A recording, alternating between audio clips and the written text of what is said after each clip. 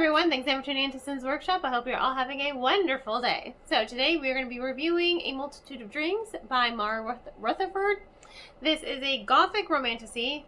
It is loosely, we'll talk a little bit about that in a second, inspired by Edgar Allan Poe's Masque of the Red Death. So I love Edgar Allan Poe. Yes, my favorite is The Raven. Come on, it's a brilliant piece of work.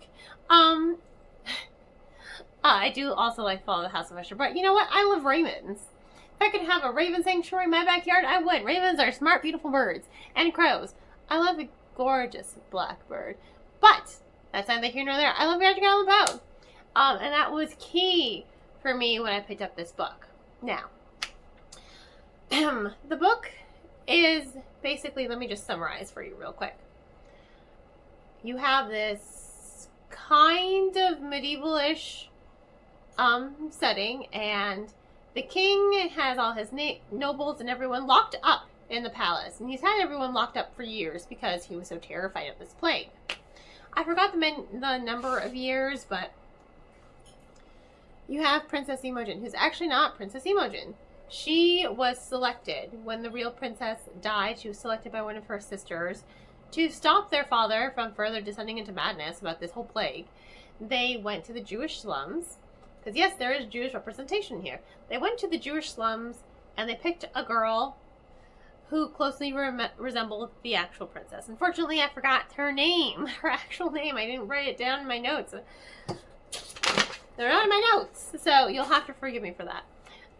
But they selected her, so she has been the princess, basically, for these many years. And she's had to hide her Jewish culture, because everyone in this medieval world blames the Jewish community for the plague. You know, that's not that far-fetched. You know, there are historical instances in which case that happens. I mean, if you look in history, you can find so many cultures and so many different regions where they blamed a certain minority for everything bad that would befall them. You know, it happens. It's part of history. I did like that Rutherford, I don't know if she is Jewish or not. I tried to look that up, but I couldn't really find any information on that. But I do like the way she dealt with anti-Semitism in the book. It was there, but it wasn't so in your face. It was part of the plot, so it kind of just fit. I know a lot of people online, because I like to do this when I read books, I'll go online and I'll read reviews. A lot of people thought the fact that having, and they're allowed to have their opinions, and I understand where they're coming from, they had an issue with the Jewish culture and religion being in the book because it felt like it took them out of the fantasy of the novel. To be perfectly honest, there's not a whole lot of fantasy in the novel. The main fantastical element is the plague, right? Here's what the plague did. Killed some people, made some people become immune, turned others into vampires. So, our main antagonist in this book is Lord Crane, who is a vampire. Now, these are not sparkly vampires, and these vampires can't really be harmed by the sun either, but they are deadly and they are dangerous, and Lord Crane is a psychopath.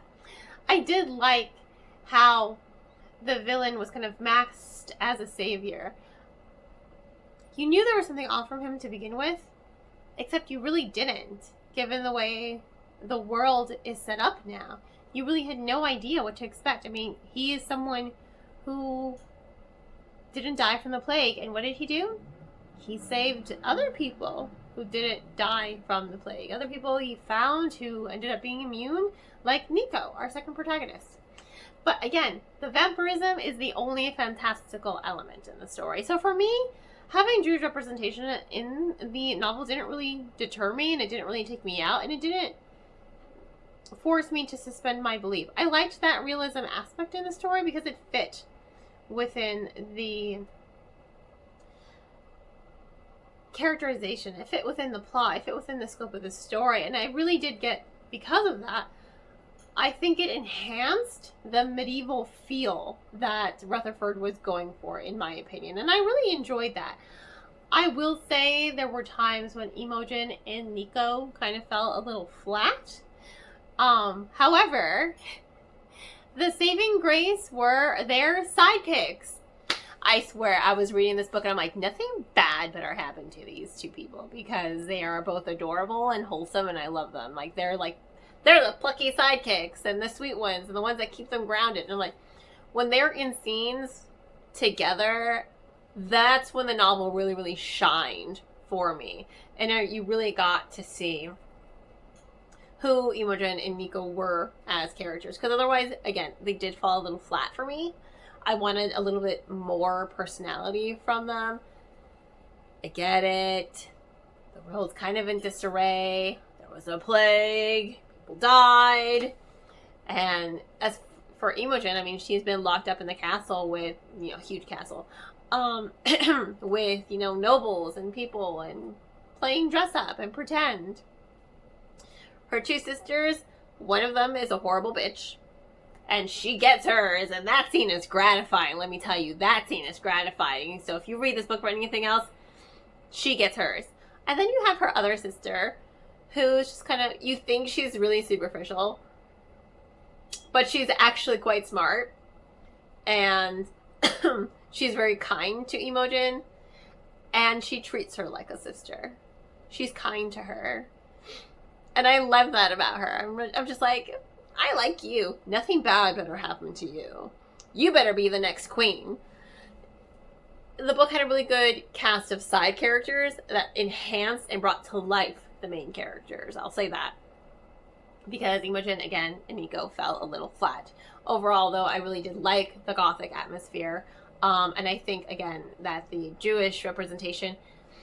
I don't think this book needed the author to make up a race or a religion for the feel of the story. I think having a real culture, in the book enhanced the medieval feel, which thus enhanced the Gothic atmosphere, which then enhanced the really good rising tension in the book. I think it all stacked together in the book. And the fact that your only fantastical element was the vampirism, it kept it really minimal, I think it would have been bad if you're going for this really super high fantasy world and then you have a realistic culture representation. Then you're just kind of, depending on how it's written, not saying it can't be written done, not saying it can't be done if it's written well, but it kind of,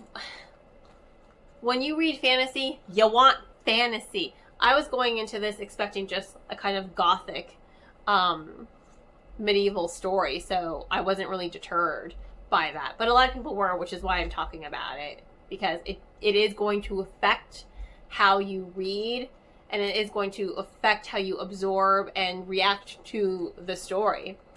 And it's going to affect your expectations of the story and how you plan on absorbing that, because, everything kind of just, again, stacks together. Overall, though, it really was a fun read. It really was an engaging read. I really did enjoy it. And I'm actually excited to read more from Rutherford. So, on that note, please don't forget to like, subscribe, and share with all your book-loving friends. I hope you all have a wonderful rest of your day. And as always, happy reading.